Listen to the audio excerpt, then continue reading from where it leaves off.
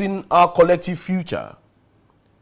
But what if the solution lies not just in policies, but in fundamental ethical revolution? I officially welcome you to the agenda on Dominion Brokers Group this morning. I am Chike Ubogu. Today, we confront a pressing question. Can Nigeria survive without an ethical revolution? Let's begin by assessing the current state of our moral fabric. Indian lawyer, politician, social activist, and writer Mahatma Gandhi identified 7 social sins that he believed could lead to societal decline and suffering. These are wealth without work, pleasure without conscience, knowledge without character, commerce without morality, science without humanity, politics without principle, and worship without sacrifice. Gandhi was very much on point with these submissions, and I believe that is what is plaguing our dear country, Nigeria. Well, joining me this morning to make some sense out of ethical revolution and morality will be my guest this morning. However, before then, let's go on this quick break, and when I come back, I'll be joined by my guest this morning, Adiola Soetan.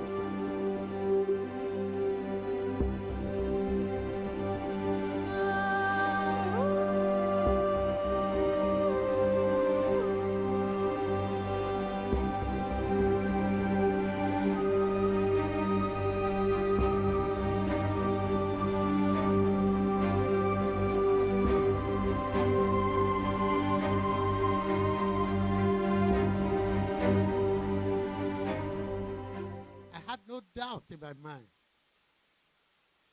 that with this collection we are going to set agenda. More importantly, we are going to enforce social ethics. Because part of the problem of Nigeria is that the state is too powerful and the society is too weak. So when the state begins to misbehave, the weak society has no power to hold them into control. So we begin to do social ethicizing. So we not only report, we will not only inform, we will also set agenda.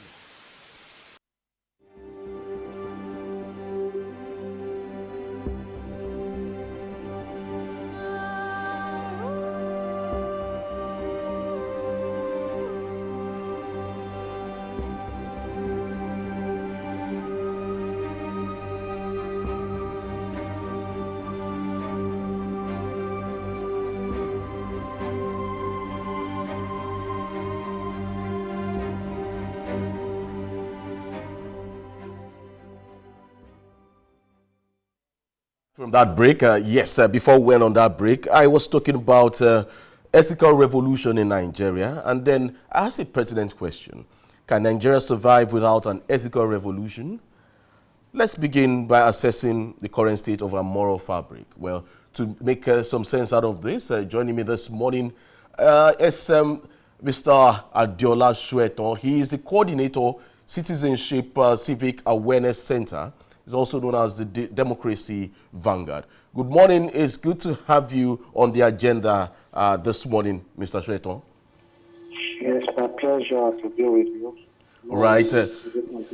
Yes, Mr. Soetan is joining us via telephone. Well, let's start by assessing the current ethical climate in Nigeria, especially from corruption in government to exam malpractice, cybercrime, and even petty dishonesty in markets. Where did we go wrong, Mr. Soetan? Well, I think society begins to go down when there is no value, there is no ethics, there is no attributes that are very worthwhile.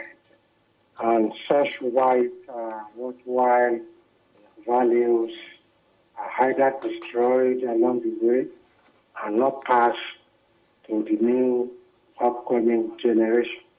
So society fails and continue to degenerate when values are defined or expressed in a very bad etiquette way to justify wrongdoings, to justify election rigging, to justify leadership misbehaviors, to justify having different people with shady characters, with identity theft, with education scandal, with drug issue, with a lot of antisocial issues as leaders in different aspects of our life, be it politics, religion, families and institutions, even in the community.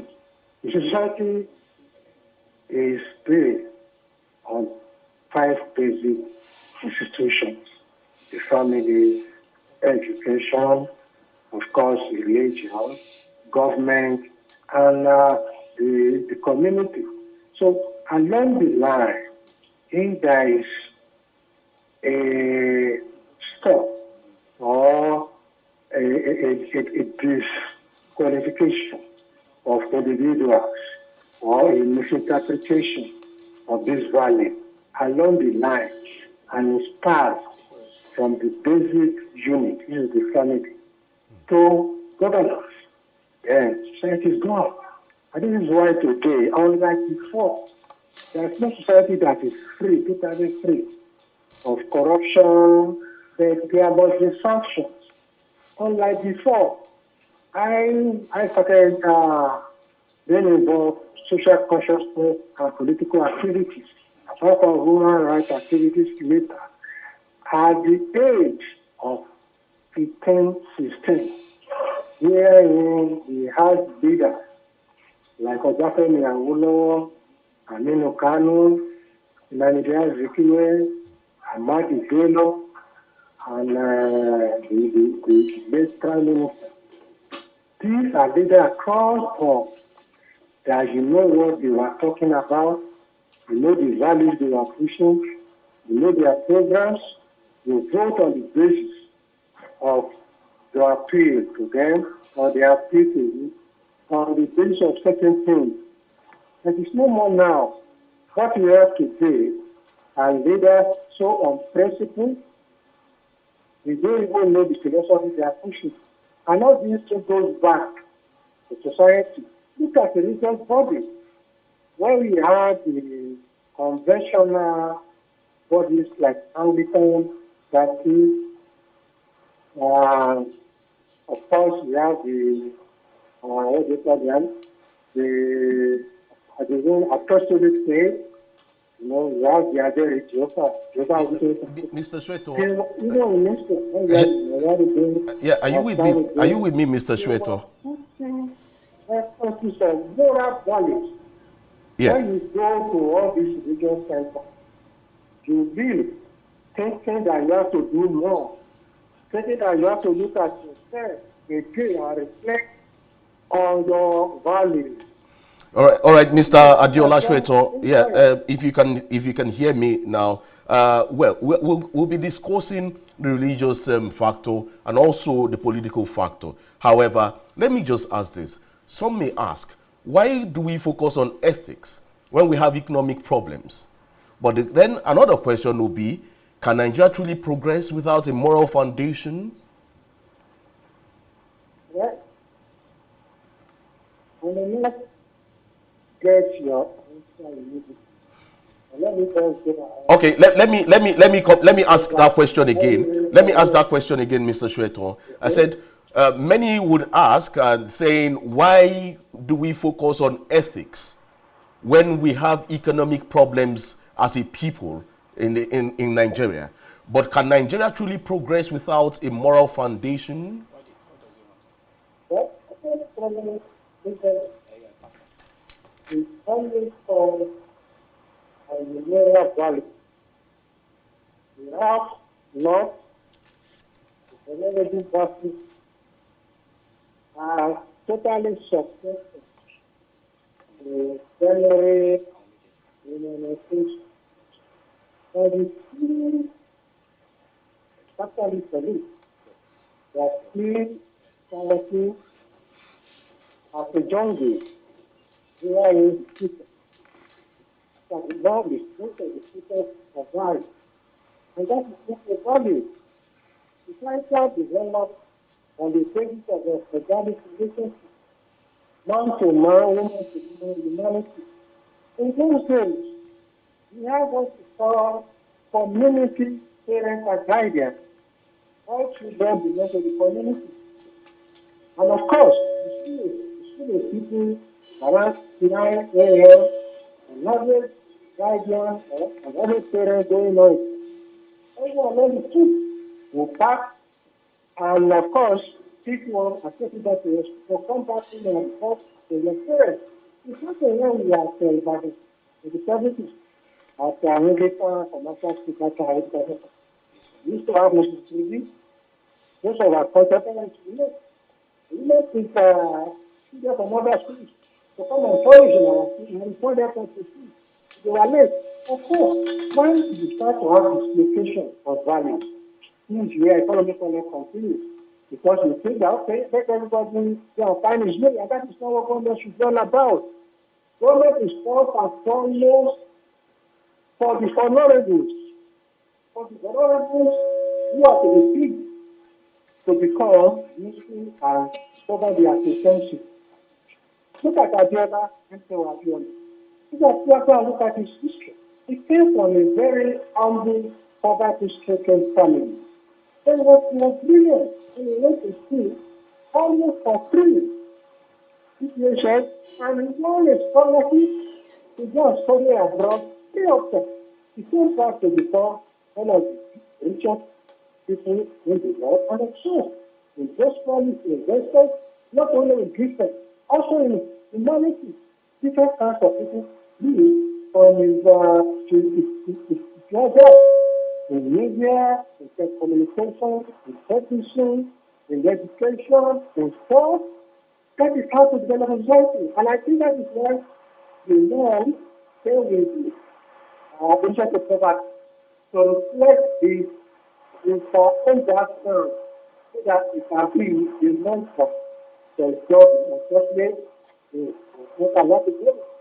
And other times working because they work. Because for the government goal, for the first very good, that's the jungle.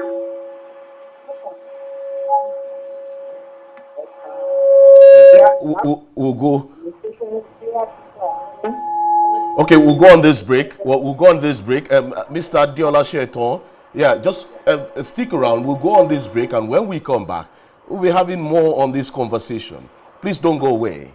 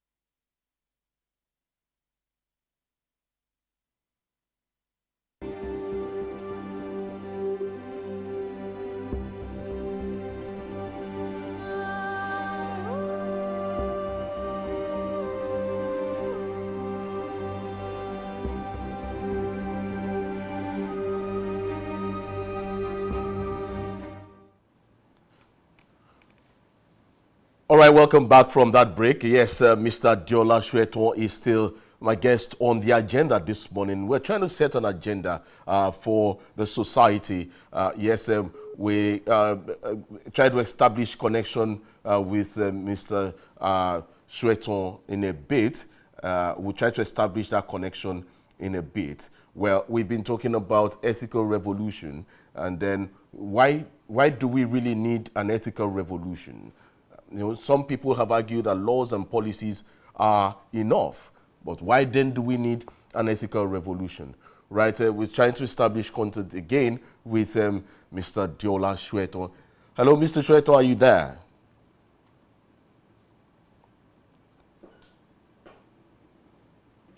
Okay, we'll get back to him again.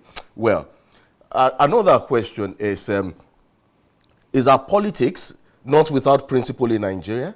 Well, the political class adopted the Machiavellian principle of the end justifies the means to capture power.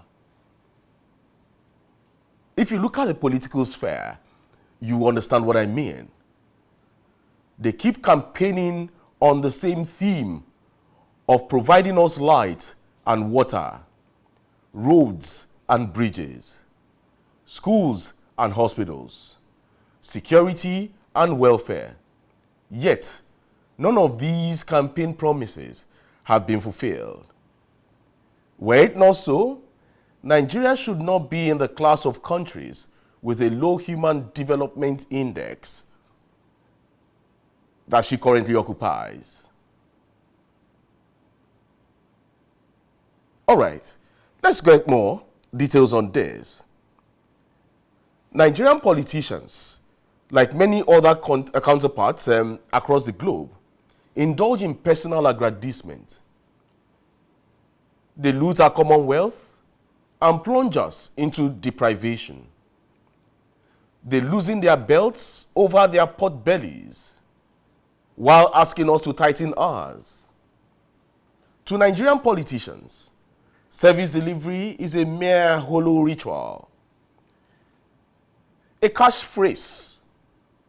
While they have signaled or signally failed to deliver on their last campaign promises, they have activated the machinery to capture power in 2027, editing the year 2026 in the political calendar of Nigeria, just 2 years into this current government. What a special breed of people who are perpetually preoccupied with the next election rather than the next generation.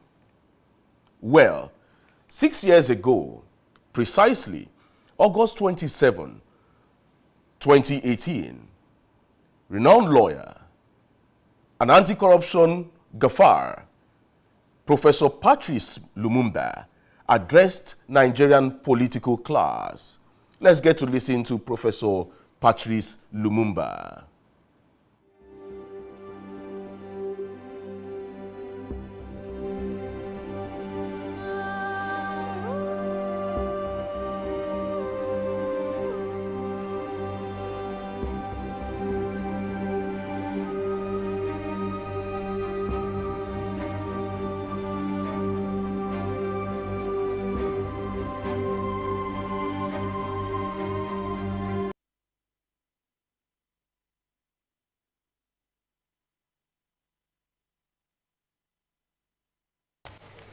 And I said, what do you mean? He said, when you work in the public service, how is it that you cannot take a little out of the public service? And I told him, you are not a fish, and if you are a fish, close your mouth when you are swimming. And he also told me, how can you be tethered around a tree and you do not graze on the grass that is around there? I said, you are not a cow, and even if you are, remember that the grass does not belong to you. There is no shortage of attempts at rationalizing corruption in Africa, and there is no way in which we are going to fight corruption without changing people's behavior. My prescription is that we must realize that those who engage in corruption belong to a different cadre of people, and that they must never be owned. the culture in many African countries that if a thief is from your tribe, you say, yes, we know he's a thief, but he's our thief. Must stop. This ownership of thieves, because they come from our ethnic groups, or they come from our social class, or they come from our religious circle, is one of the things that undermine in many parts of Africa. We must therefore create an environment where those who engage in graft do not have places of refuge in their ethnic groups. We must not create an environment where when we punish people because they have engaged in graft, we then give them protection because they come from our tribes. It is a problem that is going to persist in a country such as Nigeria, but it is only through the legislature, which comprises people from all parts of Nigeria, that we can ensure that these thieves are not given the oxygen to breathe so that they can suffocate through their iniquities. Ladies and gentlemen, the fight against corruption is one which one can talk about for a long time. But when one is speaking in the presence of the Vice President of the Federal Republic of Nigeria, one ought to measure one's words. One only ought to say the things that ought to be said. And therefore, as I draw to the conclusion of my presentation, there are a number of things that I think are critical in the fight against corruption in the manner that it has been demonstrated in different parts of the world. The first thing that we must do is that we must strengthen institutions. Institutions are at the very heart of the sustained fight against corruption. Your President, His Excellency Muhammadu Buhari, is on the right path. He has given us a clarion call. He is now recognized the world over as one of the chief fighters against corruption. But I can tell you that no matter how well-intentioned he is not going to succeed unless you support him as the legislators. He is not going to succeed unless the institutions are strengthened. And in any event, the maximum he can stay in office is 2 terms. And let me tell you one thing about those who engage in graft. They have the patience that is amazing. If they can sleep quietly for 8 years, only to emerge as greater monsters in the 9th year. And therefore, what we must do is to create institutions that defy time. Those institutions must be institutions that are recognized by the law. If it is the institution of parliament, it must stay strong. If it is the institution of the judiciary, it must be purged of the men and women who engage in graft. If it is the institution of the executive, it must be strengthened. If it is the EFCC, it must be strengthened. If it is the civil society, it must be strengthened. It is only institutions that defy time that will ensure that we succeed in the fight against corruption. The second thing that we must do is that we must have a raft of laws which ensure that those who want to do things that are detrimental to the society are punished, and punished swiftly in accordance with the law, and they are not allowed to be unleashed to the unsuspecting public. And I am happy to note that our representatives from Europe are here. For a long time, Africans who stole from Africa had safe havens in Europe. It is my joy that even Europe now is beginning to close the doors. Under the World Bank, we have mutual legal assistance if we can ensure that those avenues are closed so that they cannot keep their money away. What amazes me is that these individuals kept their ill-gotten wealth in numbered accounts. Not their wives, not their husbands knew. So that when they died, this money was enjoyed by other civilizations. We must now ensure that those who serve in the public service do not hold accounts outside of this country. If they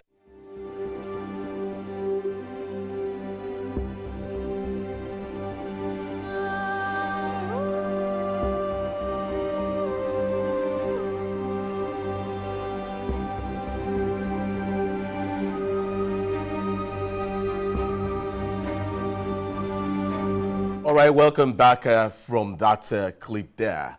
It was courtesy Nigerian Television Authority there, and it was in 2018 when the then Director General of the Kenyan Law School, Professor Patrice Lumumba, was speaking, addressing the political class in Nigeria about corruption and moral values. Well, we have back on the line Mr. Diola Shweton. Yes, it's good to have you back, Mr. Shweton.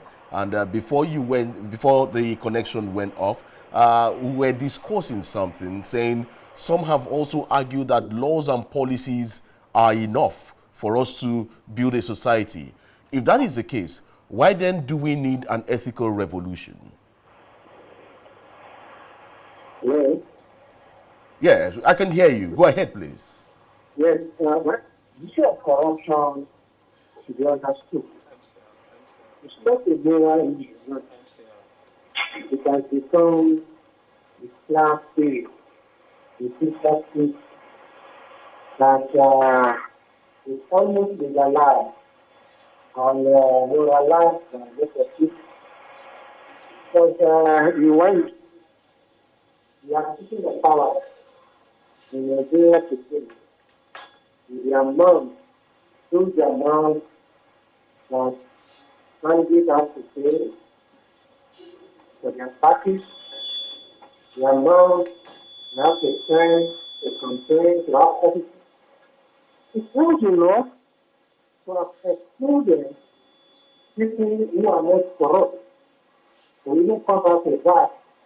When you are running to several billions of Nigeria, just because you want to become the governor and president, and you are not for the Christmas. Even for the Christmas nowadays, makes us not to talk as somebody who says, and it's because we have the one to do that, sponsoring the whole party, sponsoring candidates. So that itself is corruption. So our parties has entrenched corruption.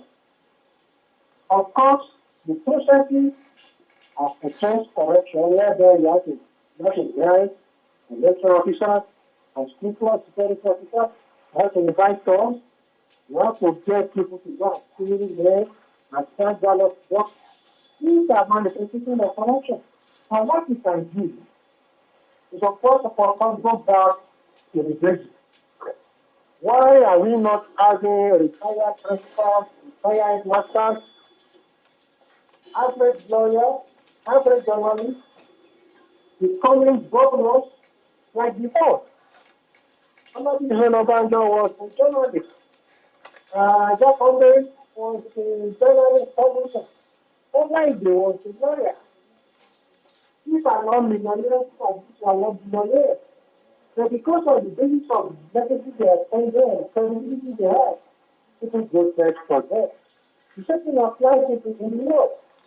And then the panel was probably a compliment, a common man in terms of what we have. Look at Balewa. After spending the years as Prime Minister, there was a picture of him where a white man visited the village with Bauchi. The man was sitting in the house just like any other mala can do. So these pictures and this what we saw there enhance many youth to believe that corruption and motivation is part of our politics.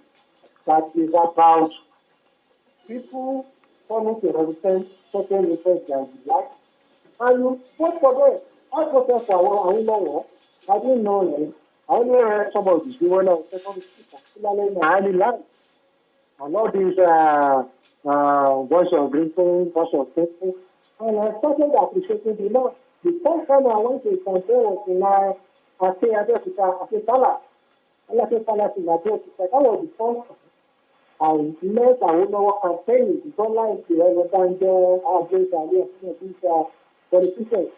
But the man was giving us statistics about his free education. How many people they are expecting in secondary school, how many people they are expecting that they train in teacher training colleges, how many people you go to university. And it was like I was in a classroom. By the time I was trekking back in my place in Missouri, which is almost 10 kilometers of it, okay? One of us trek back. I saw myself as an ambassador of that party because of what I have. And I started campaigning for them. I didn't collect money from anybody. I didn't. And of course, we are together in many places. As a media man, I've interviewed some of these elites. It's not that they are saying, but they didn't consider corruption as a value. They didn't consider corruption as a religion, as a faith. No. How many of these politicians now, do you know what they are talking about? How many of them are publishing papers about their thoughts? This one is in this party today, moves tomorrow. When Bonnie has finished, you move from here, a person can move to 3-4 parties. It's not really the constitution. It's not really the case. You now want to see people who only have money, that can speak, that can abuse. When you go to their rallies today, what do they say? What do politicians say? They bring the artists, pop singers, they bring so many artists. They dance, you dance, everybody dance, no messages is passed, no promises were made, everybody go home. Mr. Soweto, if you can hear me, I just want to ask you, since we have laws and policies, do we still need any ethical revolution anymore? What do you say? Did you get me? I said, since we have laws and policies, do we still need ethical revolution? Well, politics can be a source of ethical revolution. If laws are obeyed, if people are pushed, if programs are approved, and of course, if the individuals are credible, if you know you are broken for a few, that's all because yeah, the message is given unethical. After people be campaigning, and the talking the proposal said that there was okay. Look at the children. So ethical revolution is not an abstract. Ethical revolution is what we say as philosophy. That look, society must move forward along a good direction. And to move along that line, our words, our habits, our attitudes, our interaction, both interpersonal, intercommunal, one-on-one, governmental, must show this ethics. Ethical revolution cannot just be a wish without being practicalized. Look at what is happening today. Even in our policies, look at what is happening today. Others have become TikTok content producer. Others are being slapped. Others are going to slap people. These are not representative of any ownership ethics. So when things are going bad, you see one other, you take a spray, a tailored piece of note of Naira to an artist. You are seeing others smoking, God of course smoking in their head. These are not our tradition. These are not ethics. Ethics is global. We know peace when we see peace. We all know. We know position when we see one. We all know. So because society has been making to various people hunger, unemployment, and a lot of other things. So we have redefined values wrongly because of what we are seeing. Tell me today, our youth, even when they are preparing for exam, the exams will not be properly conducted. Most parents are encouraging, or let me say many parents are encouraging their people to cheat. Many schools, including schools owned by missionaries and people who call themselves men of God or men of Allah, all schools, those who are leading those examination bodies are not doing the right thing. So these are not. I wrote my exam in the early 80s. I wrote my way in the late 70s, 79. So what are we talking about? There was no digital, there was no intercommunication. We used post office. It worked. I do not even know where job office works. My addition letter was sent to me by post office. Through post office, I got it. I did not even know where Intel was. I went there and I registered. I didn't know anybody. But the first day I entered Intel to register, Great Intel University of Intel there, to register was the first time I was stepping. But today you have parents following their students to midnight exams, to early morning exams. For what? I was an orphan when I entered the university. No parents follow me. Today you have parents following their pupils because of different distances these young people are sent to. That is not practice. We are teaching them that society is not ready for them. And that is why some of them will just finish Anjapa to become Shagala, even in funny countries like Iraq, Oman, Iran. So these are destruction of our values. Okay, sir. You can tell me somebody who went through the desert, he's been made to be wide already. So it's not thinking of Nigeria. And you can't think of Nigeria when Nigeria is not thinking about you. Mr. Diola Soweto. That Noah and other prophets should start to look into beyond government propaganda. Okay, Mr. Soweto, before we go ahead, there's this other question I really want to ask. I've been itching to ask this. Now we've looked at all the indices. How then do we spark this revolution? Is it through education? Is it through policy? Or is it through grassroots activism? How do we spark up this revolution, ethical revolution? In the question of where does the fish start with that point, of course, is there. Yes, people will talk of a bottom to head situation that works at the family level. So when it comes to government, look, when those military guys came in, I think in the 70s, they talk of low profile, and they were riding 504. It doesn't mean that there were no SUV cars in those days. And you can see, police administrators were driving 504. The president was driving 504. Look at the best. The Amritala was shot dead in. Very simple death in those days. Simple death. So it's not that they don't have Chevrolet, it's not they cannot get Rolls Royce. So when the head is straight, it's not spoiled, people will look at it. Say for instance today, if Tinubu decides to have low profile, it's not going with 100 cars convoy, it's not getting necessary planes, jets. All the ministers will follow it. We now have ministers riding in Rolls Royce. So how do you want a youth that want to go to politics to feel when he knows that he can go there and behave anyhow? So it's about the leaders showing example. The idea that they come from society is only not totally correct. That way, because you produce them, then you don't expect them to be better. They forgot that when they were campaigning, they have it in mind that go to make society better. And when you go to make society better, you first of all make yourself better as good examples. Look at governors. Governors start donating and start building, and they put their names. You don't have a situation where the governor will do school and he will be everywhere. He will buy buses, he will be on the buses. And you start all this privatization of governance, all the school that Conde built in Lagos. Maybe after he died, that some of these places were named after him. There was none.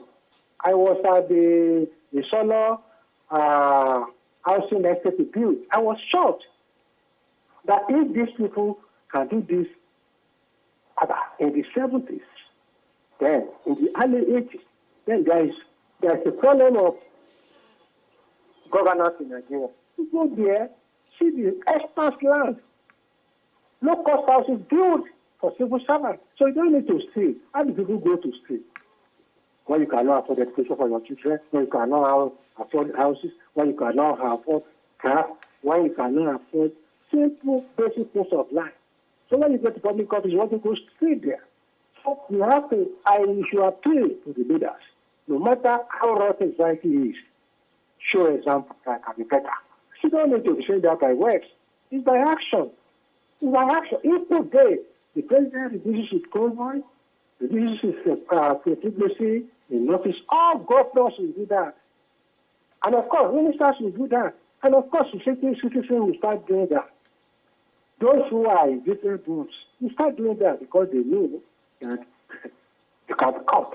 But when everybody is loose, and you want a youth, a student, down there to look at you. Okay. There was a time I was doing a campaign for electoral enlightenment, and I invited people to do our one-man, one-woman seminar. Then there was this my cousin. I saw him, you know, he came as one of our table men. The second day I saw him with Amusuka. I said, are you not coach? I said, yes. He just had the OMP. That was good. Then what will be your value? I want to go and make money. Oh. That's why I put on Amusuka, because that's the latest. That was when Amusu was couple. I smiled. I smiled. Well, look, you have forgotten that you have to define what you want to go out in politics. I didn't even know. I had 4 guys staying in the team sometimes, and these are some of them are going. I asked them. Mr. Shweto. Mr. Shweto. Yeah. So when you destroy your history, you destroy your values, you destroy your story, you destroy your ethics. Mr. Shweto, because of our time, I want us to delve lastly into the religious part of it. As the supposed moral compass of our society, we have religious and traditional leaders who must purge them. They're supposed to purge themselves of all traits of spiritual corruption and even speak truth to power or to their congregation by making them live by the core values of their religion. However, they are shrinking in that responsibility at the moment. They have joined the rat race for the get-rich-quick syndrome. Don't you see this as an unhealthy and unwholesome act? And then should they be, like I said, the first target, now that we have so many churches and mosques everywhere? The change should begin from these people. They must retrace their steps and live by the holy grail so that they can lead society right. Are they lacking in this aspect, Mr. Shweto? Just in 1 minute. Okay. Well, let's go back to the people always forget when they read that Judas Iscariot had to test Jesus so that it can be identified to his tormentors, so his arrest. How and why? Because Jesus was just one among equals. That was why they did not identify him. He was dressing like his disciples, eating together. So it's not easy to identify. Tell me any church you go today or any mosque you visit today that you will not know who is the Jew, who is Philemon, or their father. The authority, the SEC around him alone will show you that this is the man. So, from that little example, it shows that what many, if not most, of our religious leaders are doing today are not godly. It's pure commerce. That is why miracles everywhere. People stand river. Somebody was something. That's what it is. Very scared. And on their way of women, they said Jesus blessed. People now tell us they visited heaven. They had pictures with God. Heaven visited God, visited them, had people better. These are not the value of religion. They are shown imams alleged on social media. as investing money against 419 land. And these are not supposed to be. In those days, you can project how the bishop builds his own house. How you see the man's house looks like. Bungalow, upstairs, no good friends, no police, no soldier, no DSS, no bus. Now, they just need that movie combo of security. So these are not good examples. So the tax, they are destroying the ethics. Okay. Unlike those days, Okay. you walk straight to the bishop's house. Yeah. You walk straight to Superman house. Because they are not really under threat. Because they are not living and living above their congregation. Okay. So Okay. what happens? Mr. Shweto, I'm afraid, Mr. Shweto, I'm afraid, unfortunately, time is not our friend this time. But thank you for featuring on the agenda. Well, we'll continue this discussion. We'll have you again to have a more robust discussion. Hopefully, when you are in town, we'll have you in the studio for you to, delve more into this and see how we can chart a way forward and correct societal ills, and then also reconfigure morality in the society. Well, for Nigeria's political class, they should allow for credible elections and stop undermining the electoral process through violence and financial inducement. The media, civil society, and government information and orientation agencies should re-strategize to sensitize people about living rights and nation building. The call is clear. Nigeria's survival depends on an ethical awakening, not just for leaders, but from all of us. The revolution starts with you. Will you be a part of it? Let's keep the conversation going. Do follow us on all our social media platforms. On YouTube, Instagram, Facebook, and TikTok is at Dominion Broadcast. And on the app X is at Dominion Cast. Do visit our website at www.dominion.org.ng. My name is Chike Ubogu. I want to tell you to stay ethical and stay hopeful. Bye for now.